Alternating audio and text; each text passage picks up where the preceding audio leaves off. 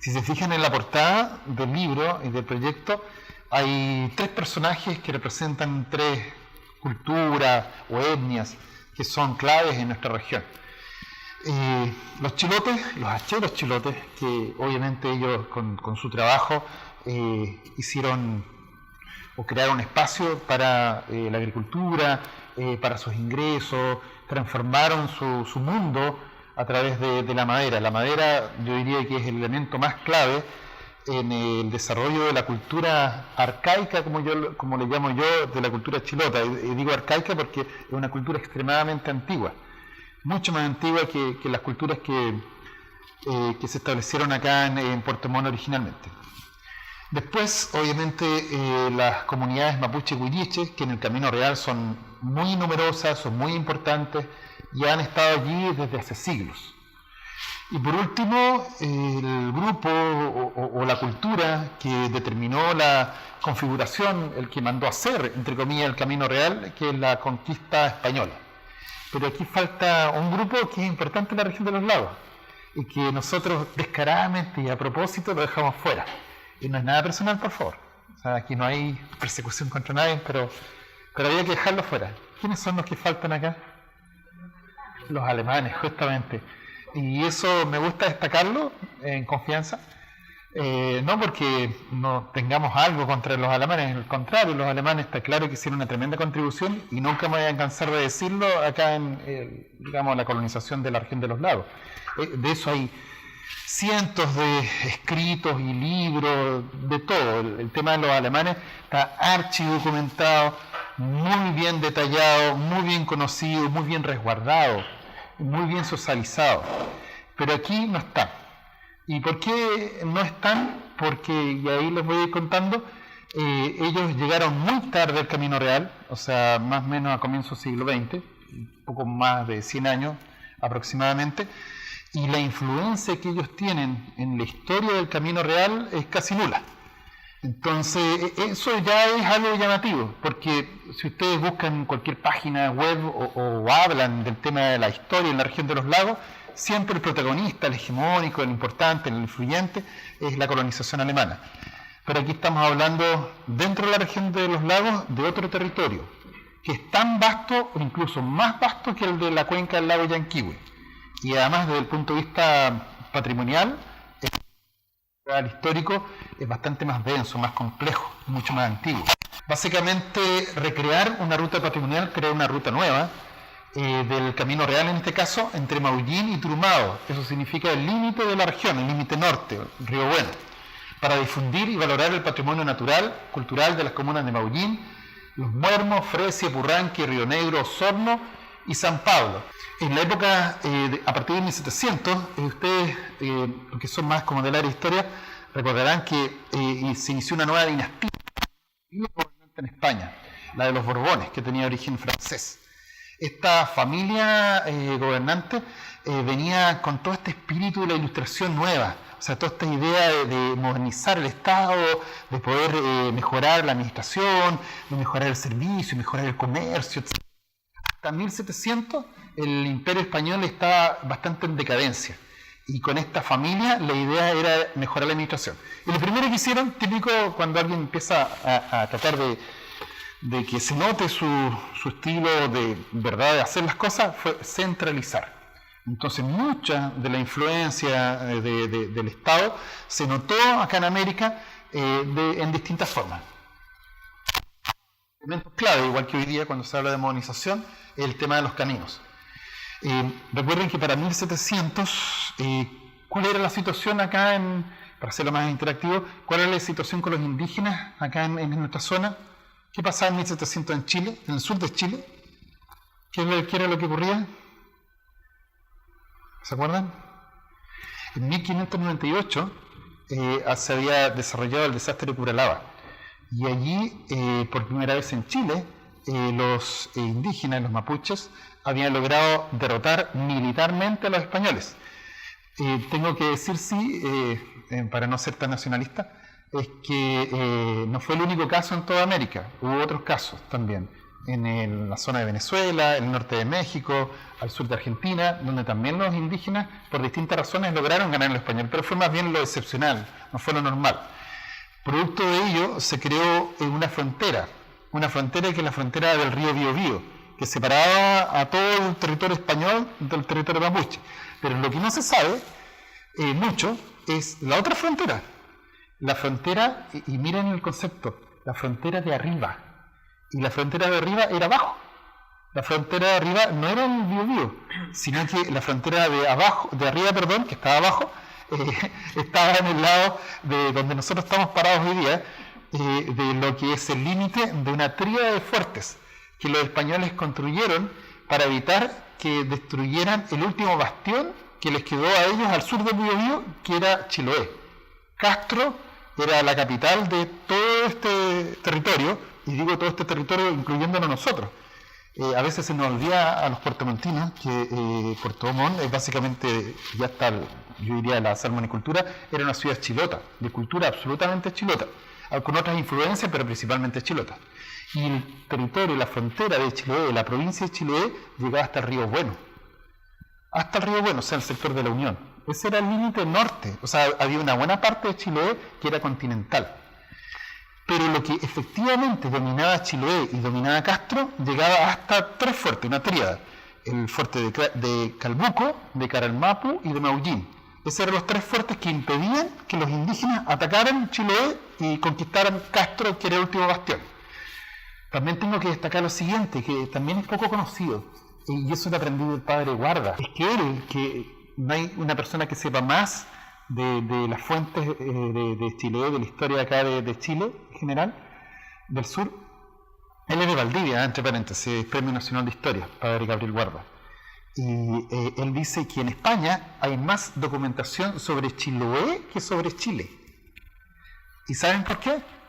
¿Por qué creen por qué para la corona española era tan importante Chiloé? Que tiene que ver directamente con el tema del trazado del Camino Real. ¿Por qué era tan importante Chiloé? ¿Por qué era incluso más prioritario que esta ciudadela de Santiago? Y digo ciudadela despectivamente porque en esa época hay que recordar que el reino de Chile era miserable, era una colonia pobre, violenta, no tenía oro, no tenía ninguna cosa muy interesante. Y el Océano Pacífico era absolutamente clave para el Imperio Español. Recuerden que tenían Filipinas también. Entonces era un tema básicamente como para poder mantener a los franceses, a los ingleses, a las otras potencias que constantemente estaban amenazando su dominio. Recuerden que duró mucho tiempo el Imperio Español fuera. Y para poder mantenerlos fuera tenían que tener la puerta de entrada muy bien controlada. ¿Y cuál era la puerta de entrada? No estaba en Magallanes, porque en Magallanes las que se habían instalado allí siempre fueron un desastre. Moría toda la gente, porque eran condiciones muy duras climáticas. ¿Y dónde estaba la puerta de entrada al Pacífico? Porque no estoy hablando de Chile, sino que al Pacífico era en Chiloé. Y por eso que Chiloé, desde el punto de vista estratégico, militar, siempre fue clave. Y fue tan clave Chiloé para España que la mayor parte del siglo que nos interesa a nosotros, que es el siglo XVIII, no dependió Chiloé de Santiago o de Valparaíso, sino que dependía directamente de Lima. Y era ridículo, porque los documentos lo refrendan en esa época. Cuando tú tenías cartas, por ejemplo, y querías escribir una carta a alguien en Santiago, tenías que ir primero a Lima y después llegar a Valparaíso, porque dependían total y absolutamente de Lima. No había conexión con Chile. Y por eso, cuando llega después el proceso de independencia, tienen que haber 4 invasiones de los mismos como presidentes de la época de Santiago, para obligarlos a estos testarudos chilotes a integrarse a Chile. Ellos no querían y le hicieron la guerra y le ganaron a las fuerzas oficiales, al ejército oficial chileno durante 2 y 3 veces, hasta que al final lograron rendirlos. Pero fue una situación muy difícil que se explica, como siempre, por la historia. La historia sirve como para explicar estas cosas. ¿Qué fue lo que ocurrió? Como les decía, en la frontera de arriba, que recuerden que es para abajo, en ese sector donde está el límite de Calbuco, Maullín, etc., allí estaba la frontera caliente, entre comillas. ¿Qué hacían los españoles? En la época de verano se internaban, no sé si han escuchado hablar, en una especie como de malones, que es una palabra que después se usó bastante, pero con otro sentido, malones, malocas, eran internaciones, digamos, temporales, por unas semanas, unos meses, para buscar, es fuerte decirlo, pero para buscar esclavos. Y era tanto el resentimiento que tenían los españoles contra los mapuches, contra los huilliches, contra los juncos, que eran el grupo que estaba acá más cerca, que hubo una cédula especial de la corona para poder vender a estas personas. Y de esa manera, o sea, producto de eso, o sea, lo que uno haría obviamente cuando uno tiene niños especialmente, en muchos indígenas de esta zona, de la provincia de Yanquihue, emigraron, porque cuando hay guerra obviamente lo único que quiere uno es proteger a su familia y sacarla de acá. Muchos fueron para el lado de Argentina, y no sé si ustedes saben que para el lado de Bariloche hay muchas comunidades mapuche, huilliche, y también para el lado de Osorno. La zona del seno de Roncaví, aquí donde estamos, los testimonios, no solamente de los cronistas, sino que de los conchales, son impresionantes. Pero producto de estas guerras, que en el siglo XVII fueron muy cruentas, con esclavitud y todo, mucha gente emigró. Y esa situación de guerra fue la que se mantuvo hasta que se reinauguró el Camino Real. Y ahí enganchamos de nuevo con nuestra historia. Y por eso puse una imagen de guerra entre los españoles y los indígenas. Cuando se decidió con los Borbones hacer de nuevo este camino, la idea era poder por fin unir el territorio de la Capitanía de Chile. La idea era reunir en un camino el tránsito, el comercio, el aspecto militar obviamente también, entre dos fuertes que fueron bien importantes, que al comienzo de los Borbones no existían, sino que fue un poco después. Fue entre los fuertes de Ancud, que se creó en 1768, ahí lo ven en tercer punto, los fuertes de San Carlos de Ancud, y los fuertes de Valdivia. El camino real era unir ese territorio por la cordillera de la costa. Originalmente el camino real iba desde Valdivia hacia Santiago, pero por la costa también, siempre por la costa, en algunas partes más hacia la costa directamente, otras veces más hacia la vertiente oriental. Y el camino de Calcumeo, que es bien poco conocido también, era el mismo camino, pero entre Ancud después y Castro. También hubo un camino real en la época de la colonia en Chiloé. La Real Cédula de 1723 autoriza la reconstrucción del camino real entre Valdivia y Chiloé. La idea era hacer una conexión, el sometimiento indígena a los juncos y a los llanos, y también por el tema de la seguridad internacional, porque ya les estaba comentando, porque en el fondo, al ser un territorio indígena, podía venir otra potencia, conquistar a los indígenas, y ese territorio pasaba a ser de esa otra potencia. Entonces los españoles también se apuraron como para evitar que llegara alguien de afuera. Y buscar, que fue algo que como les decía, había una dependencia directa de Lima, de parte de Valdivia y de Chiloé. En 1768 se crean los fuertes de San Carlos, y se crean porque hasta esa época había muchos piratas. Y había una amenaza real de que vinieran piratas holandeses especialmente, que era la época en que Holanda estaba como con su máxima expansión, y por eso se creó este grupo de fuertes, porque recuerden que el fuerte de San Carlos de Ancud es uno, pero hay una serie de baterías muy cercanas, que lo hacían casi inexpugnable. Y el río Bueno era la frontera, como les contaba, en esa época. ¿Qué fue lo que ocurrió? Lo que ocurrió a fines del siglo XVIII. Por un lado, Francisco Hurtado era el gobernador de Chiloé, y por otro lado, Mariano Pusterla era el gobernador de Valdivia. Las estrategias que utilizaron el gobernador de Valdivia para, digamos, cumplir con las órdenes del rey de reconstruir este camino fueron totalmente distintas a las del gobernador Chiloé. ¿Cuál era la idea del gobernador Chiloé? Ir directo a la pelea, directamente luchar contra los indígenas, directamente combatir de la manera más bruta posible. Y por otro lado, el gobernador de Valdivia, conversación, reflexión. Por medio de la cultura, los valdivianos querían integrar a los indígenas. Y eso está puesto en los documentos. Eran dos estrategias totalmente distintas. Y lo gracioso es que al final se impuso la estrategia de Valdivia, del gobernador de Valdivia, pero más que nada porque los caciques, los loncos, mapuche y huilliche, le tenían tanto terror a los chilotes, porque recuerden que ellos eran los que habían hecho estos ataques permanentes, que prefirieron rápidamente buscar protección en Valdivia a tener que rendirse ante los chilotes. 1789 es una fecha especial no solamente por el tema de la Revolución Francesa, sino porque en 1789, al reinaugurarse este camino y al recorrerse, había habido un acuerdo, digo acuerdo entre comillas porque no había sido formalizado con los indígenas, de permitir que ellos pudieran hacer este recorrido. Lo que ocurrió es que en 1791 algunos caciques decidieron levantarse en armas y atacaron a algunos especialmente misiones, en el sector de justamente Trumado. Producto de esa acción, donde murieron algunos españoles, algunos frailes, por los dos lados, los dos gobernadores decidieron obviamente tomar represalias. Y fue producto de esa represalia que ellos pudieron descubrir nuevamente Osorno, conquistar Osorno y repoblar Osorno. ¿Cómo se repobló Osorno?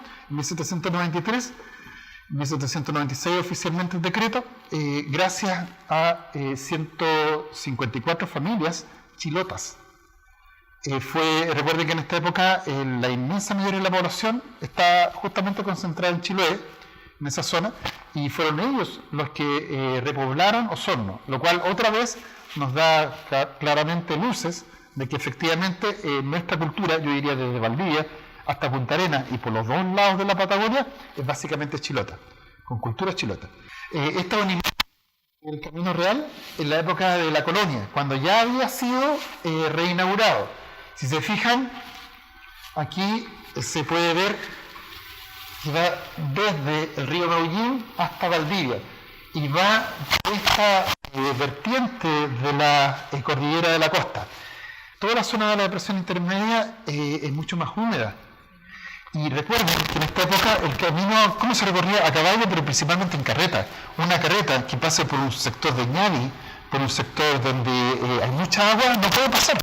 Entonces, ¿qué es lo que buscó? Lo que buscaban los ingenieros cuando construyeron este camino, que fuera un lugar que en invierno y en verano fuera transitable. Y en la cordillera de la costa, para la vertiente occidental, cae abruptamente. Entonces, no hay lugar por donde pasar. En cambio, para el lado oriental, la cordillera de la costa es más suave. Y la parte de la depresión intermedia, cerca de los lagos, siempre está inundada, siempre hay problemas. Entonces, desde esa perspectiva, tenía que ser por acá. Era como natural. Y por eso que la mayor parte, y escúcheme bien, la mayor parte de los asentamientos, antes de la llegada del ferrocarril, pasaban por acá. Esta era nuestra Panamericana. El Camino Real era la Panamericana hasta la llegada del ferrocarril. Recuerden que el ferrocarril llegó más o menos hace 100 años, que no es tanto tiempo, si consideramos la historia en perspectiva, de 500, 600, miles de años.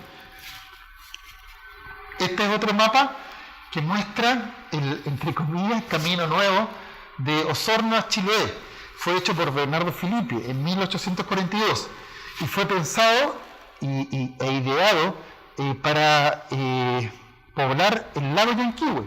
Pero si se fijan, él ya daba cuenta de que existía otro mundo y que era en paralelo. El camino nuevo iba a ser por acá. Desde Melipulli hasta Puerto Varas, Puerto Octay o Puerto Muñoz Gamero en esa época, el camino Cancura hasta Osorno. Pero ya existía este. Este era el camino del Camino Real. Este es un mapa del padre Gabriel Guarda. También el Camino Real, y me gusta mostrarlo porque efectivamente también va entre Maullín y Valdivia, pero quiero destacar, si se fijan ahí, que hay más de una línea. ¿Por qué? Porque el Camino Real no era uno solo, sino que dependía de la temporada. Y lo digo con propiedad porque me tocó en el camino, en estas comunas, con la gente mayor especialmente, escuchar unas peleas así como, no, pero es que iba por acá, no, es que iba por allá, etc. Y efectivamente hay huellas. Lo interesante es que uno puede ver, yo les voy a mostrar fotos del camino como era antes, hace 200, 300 años, todavía están los cortes. Y hay cortes para todos lados, porque también es lógico y es natural, y eso lo aprendí también en el terreno, que dependiendo de la estación del año, dependiendo de los problemas que hubieran de todo tipo, se iba modificando el camino. No era exclusivamente uno solo, sino que tenía muchas bifurcaciones. Bueno, en realidad como son los caminos de hoy día. Pero lo que pasa es que quiero sacarle el esquema de que es una sola línea, sino que es bastante más complejo que eso. Este es el mejor mapa. Este es el de Olaguer-Feliu. Este es el general, pero él tiene un informe completísimo que yo me muero por leerlo y que cuenta en detalle todos los sectores por donde él iba. Y si se fijan, está bastante desplazado respecto a la Panamericana. Uno está mentalizado en eso. Uno como profesor de historia también está súper mentalizado. Todo es Panamericana, todo el centro, pero acá es completamente otro territorio. Y está muy bien detallado. Este señor, para comenzar un poco los testimonios, nos sacamos todo un tiempo, un poco pasado. Sí, me suele pasar eso. Perdón. Este es el señor Paredes. Donde él está es el sector, no sé si se ubican, de Río Frío, cerca de Los Muermos. Este caballero está parado en Camino Real. Ese Camino Real, él me lo describió por lo que le contaba su papá, y él también lo transitó cuando era más chico. Este caballero tiene como 75 años aproximadamente. Me contaba, y después le refrendé, de que el Camino Real ocupó, los caminos actuales ocuparon gran parte del antiguo Camino Real. Y básicamente los caminos eran más sinuosos. Y en cambio hoy día, con la tecnología que hay, van directos. Pero básicamente es el mismo lugar, el mismo sector. Y por eso que Río Frío, como pueblo, es muchísimo más antiguo de Los Muermos. Río Frío, en términos de que era ya una estación del Camino Real, imagínense la época de la colonia, debe tener por lo menos unos 250 años aproximadamente. Pero Los Muermos, como capital de la comuna, porque ahora es mucho más importante Los Muermos, recién se creó a partir de la estación de ferrocarriles. Y la estación de ferrocarriles allá llegó en 1940, en 1941. Entonces, es mucho más reciente. Y la arquitectura de esa zona lo refleja. No sé si alcanzan a apreciar esto. ¿Saben cómo se llaman? Esto que está aquí en medio, se fijan que está como un poquito levantado respecto al centro. Aquí encontré una parte del Camino Real. Le saqué varias fotos. Estos eran los llamados planchados. Los planchados eran, como le indica su nombre, eran planchas de madera que se ponían en las partes en que era muy húmedo. Y eso con el tiempo se transformó en esto. Pero aquí, soñando, yo creo que cuando llegue el momento de hacer este trabajo de la ruta, ahí yo creo que podría despejarse un poco para que se vea un poco más. Pero está allí, por acá iba. Y me dio gusto conversar con la familia que me permitió entrar, porque ellos tenían súper claro este tema. Y eso es súper importante porque cuando se haga, ojalá se concrete esta ruta, me refiero con señalética y todo lo que corresponde, los anfitriones tienen que ser los mismos vecinos. Ellos son los que tienen que contar este cuento. Eso es clave. Sí, buena acotación. Justamente lo conozco. Ese sector de Planchada es por donde pasaba el Camino Real. Y ahí vivían indígenas. Pero, y además aprendí que en la ruta está 154 kilómetros, hay hartos planchados. Planchado tanto, planchado el otro, etcétera, porque tiene que ver con la forma como iban construyendo. También tengo que decir que como es un sacado, un forado, una ruta, etcétera, abandonada, en muchas partes lo usan como basurero, literalmente. Entonces, obviamente, es un trabajo que hay que hacer de conciencia con la gente de sacar estos elementos. Esta casa es un antiguo emporio del sector de Río Frío, pero me gusta mostrarla por lo siguiente. Con mi familia nos gusta mucho recorrer acá en la zona y fuimos a la Copec. Se fijan que hay una Copec ahí, al lado está la estación de servicio de Río Frío. Y yo le pregunté al bombero, al caballero que vendía, quién nos podía él recomendar del pueblo para recorrerlo. Él habló puras pestes, o sea que este era un pueblo olvidado, que mejor me fuera a Puerto Mora, a Puerto Vara, etcétera. Y él estaba al lado de una casa patrimonial, una casa que tiene más de 110, 120 años, y hay toda una historia respecto a esta casa. Entonces, a eso voy yo, que es súper importante este tipo de trabajo, que podamos compartirlo, etcétera, porque hay que cambiar la mentalidad. La gente todavía tiene la mentalidad de que lo bonito es el mall, y definitivamente no comparto ese juicio. Esta señora se llama Erika Vera, ella vive en Fresia, y la entrevisté no por Fresia, porque por Fresia no pasaba el Camino Real, pasaba por el sector de Polizones. de Cuatro Vientos ahí, que está igual cerca. ¿Cuánto será? Unos 5 kilómetros, 4 kilómetros de Fresia, pero está cerquita aproximadamente. Pero lo que me interesaba era la historia del papá. Ella cada vez que hablaba del papá se ponía a llorar, porque se nota que tenía una vinculación muy, muy cercana, y a pesar de que había muerto hace mucho tiempo. Lo que me impresionó de la historia del papá es que ellos vivían en el sector cerca de La Pasada, en Maullín, pero al otro lado. Y desde ese sector, que es un poco montañoso, ellos transitaban con ganado. El papá era comerciante de ganado, pero imagínense, llevaba el ganado primero hasta Osorno, desde allí. O sea, igual que en las películas del Far West, lo llevaba desde allí unas 100, 200 cabezas hasta Osorno, hasta la Feria Ganadera de Osorno, y después cuando se creó la de Puerto Vara, la llevaba hasta Puerto Vara. Y me hablaba de todo el recorrido, y todo el recorrido lo hacían por el Camino Real. El Camino Real era el eje absoluto de esta zona. Además, ella me contó que este Camino Real, piensen que en esta época había mucha más vegetación, iban cortando troncos grandes y lo iban poniendo en los costados. Eran como, no sé cómo llamarlo hoy día, como estas bermas que hay, en la misma idea, como para poder transitarlo, para darle un poco más de seguridad. Bueno, ahora no se nota mucho por la luz, pero me permitió fotografiar la casa de ella, esto en Fresia, pero si se fijan en el detalle, miren, el lavatorio. O sea, esto no es una casa preparada para el turista, pero un turista se volvería loco acá, porque es el mismo estilo de vida de hace 60, 70, 80 años, y las historias están absolutamente allí, están instaladas, pero la casa y el estilo de vida es muy tradicional, y eso es hermoso. Este señor don Óscar Brintrup, no sé si lo ubican, este famoso del sector de Mancalles, de Río Frío, un poquito más al norte, ya entrando en la comuna de Fresia. Este caballero, su hobby, en lo que se entretiene, es en restaurar locomóviles. Tiene como 12 locomóviles y que él mismo lo arregla, los compra por 100.000 pesos, 50.000 pesos y crea una bodega entera. Pero lo que voy yo es que el papá de él, que él ya es viejito, el papá de él y su abuelo eran famosos porque eran herreros, los herreros del sector. Y esta carreta es una carreta exactamente igual a como las carretas que transitaban por el Camino Real. Y él todavía las hace para entretenerse. Como está jubilado, a eso se dedica. Pero son exactamente las carretas que transitaban por el Camino Real. Es una técnica súper compleja, porque ahí aprendí un montón de cosas que no tenía idea. Para meter este tema de la madera en el círculo de fierro hay que tener una precisión exacta, porque no puede ser muy caliente, no puede ser muy frío.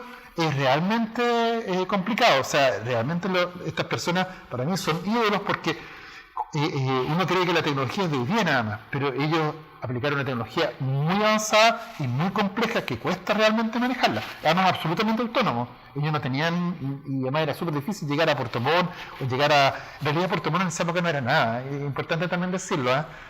Para todas estas personas del Camino Real, Puerto Montt no existía. La única ciudad válida e importante era Osorno. Osorno era la gran metrópoli. Puerto Montt fue una aldea hasta prácticamente el terremoto del 60, no la salmonicultura. El terremoto del 60 cambió Puerto Montt.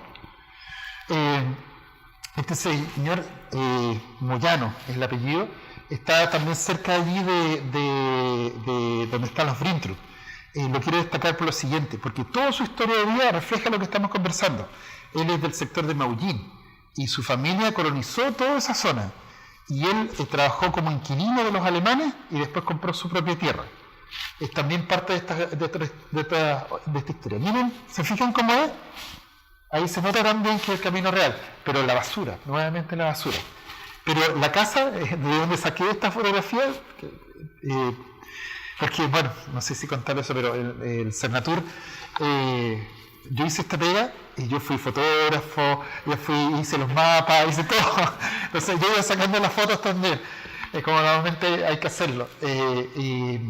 La casa de esta familia, que sabía que era el Camino Real, está sobre el Camino Real, literalmente. Entonces no sé si será bueno o malo, pero es parte de las cosas que pasan hoy día con el tema del Camino Real. Este es un corte que está en el sector de los Cuatro Vientos. Ahí ubican donde está cerca de Fresia. Si se fijan en los costados está el corte del camino, y por aquí también transitaba el Camino Real. Lo impresionante que como es un camino que ya fue abandonado más o menos hace como 100 años, aproximadamente con la llegada del ferrocarril, como les decía, Hoy día hay mucha vegetación, incluso árboles grandes ahí en el medio, que yo creo que al llegar el momento, no sé si será bueno echarlos abajo, pero digamos que por ahí pasaba. Este es el sector yendo más hacia el norte, de crucero. No sé si pasaba la antigua estación de ferrocarriles, porque esto era un ramal del ferrocarril hacia Fresia, hacia Los Muermos. Este es el sector llamado... Es súper interesante, tiene una cantidad de historias orales, pero tremenda. Ahí se fijan que dice arribita, animita de la Pampa, que es esta de acá. Miren el tamaño de la animita. Aquí hay una historia también tremenda. La animita se originó, muy brevemente les cuento la historia, porque hay distintas versiones. Yo las puse todas así para que la persona que leyera ahí decidiera. Pero es básicamente un soldado del regimiento Sangra que en estos ejercicios que hacían en terreno, parece que el comandante le exigió demasiado y murió en el camino. Y la cosa es que lo enterraron allí. Pero lo interesante no es eso, sino que lo interesante es que cuenta la historia, y yo creo que hay también un sentido social que mejor no lo voy a analizar, solamente lo voy a escribir, pero es interesante que... como les contaba, los alemanes llegaron después, pero los alemanes rápidamente y por distintos medios se hicieron dueños de la tierra. Entonces había una animita, digamos, recuerdo este soldado que murió, y el alemán, que era el dueño que había comprado todas estas tierras, nunca pescó la animita, y le hizo como desprecio. Y dice la gente que cuando él miró para atrás, quedó congelado, como si no pudiera volver a enderezar su cabeza nunca más. Y ahí recién creyó él en el espíritu de la animita y le rezó, y le prometió que él y sus descendientes iban a cuidar la animita para que nunca más les volviera a pasar nada a ellos. Y ellos lo tienen así, los alemanes. Lo tienen espectacular. Para que no les vuelva a pasar, no les vuelva a pesar el fantasma de este soldado. Esa es una de las versiones. Las otras también están en el libro. Eso es lo que cuenta la gente. Este caballero es, al comienzo no me había dicho eso, él es herrero acá de la zona y él hace este tipo de carretas, que eran la forma como ellos trabajaban, cómo se relacionaban con el sector, que es bien notable.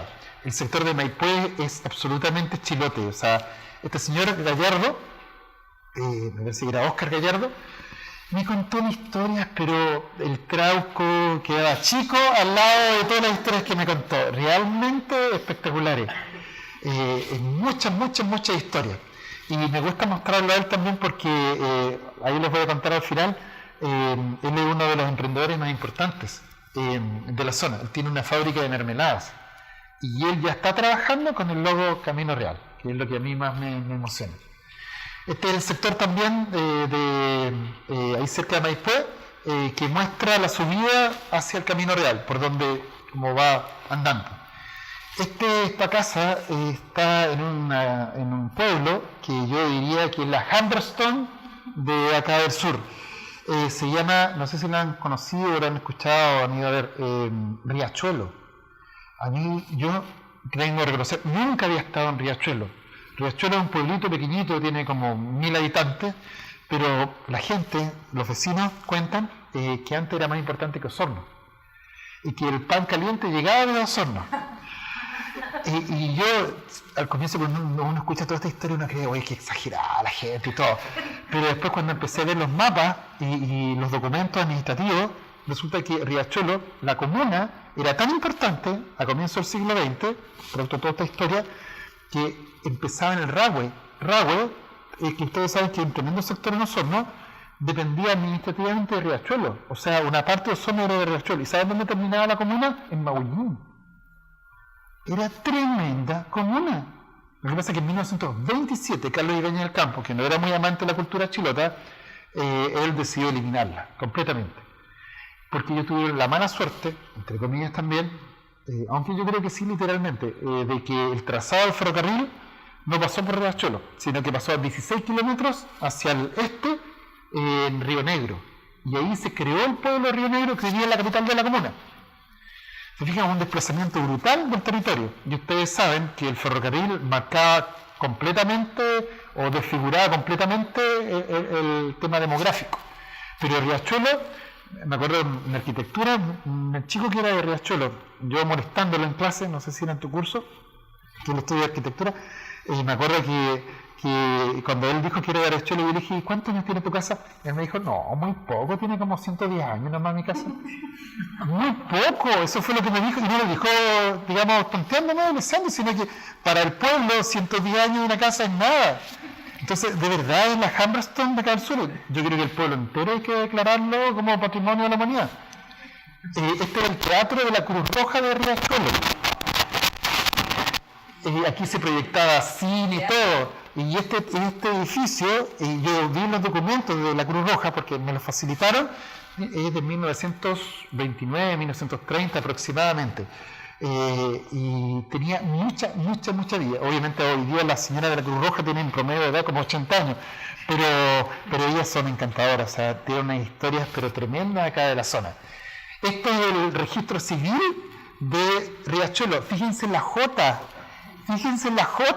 y esto no es una cosa así creada para el libro, sino que es el registro civil. Y la señora, a regañadientes al comienzo, me mostró y le saqué fotos de los documentos, de las primeras inscripciones de nacimiento, de muerte, etcétera, y eran del sector de San Juan de la Costa, eran súper antiguas, o sea, realmente los documentos que tienen allí, yo rezo, bueno, de repente hay que rezar mucho, pero para que nunca ocurra un incendio, porque realmente esos documentos son originales, únicos, no hay copia, no está digitalizado, pero tienen todo allí, todos los registros de nacimiento y muertos de la zona. Este es un cacique que entrevisté en el sector de Río Negro, justamente, cerca de Riachuelo, Antilef es el apellido. Y yo, por mi trabajo, llevo muchos años, como 10 años, haciendo entrevistas, historial, pero nunca había entrevistado a un lonco. Y realmente es un mundo absolutamente distinto al de nosotros. O sea, de verdad fue toda una experiencia. No les voy a dar detalles porque me extendería mucho en eso, pero para ellos, en síntesis, eso quiero decirles, el camino real para ellos significa muerte. Para ellos el camino real es negativo, porque era la forma que tenían los españoles para conquistarlo. Pero, por otro lado, el camino real era la única vía de comunicación que tenían. Para su comercio, para su desarrollo, todo. Entonces tienen muchos sentimientos encontrados respecto al camino real.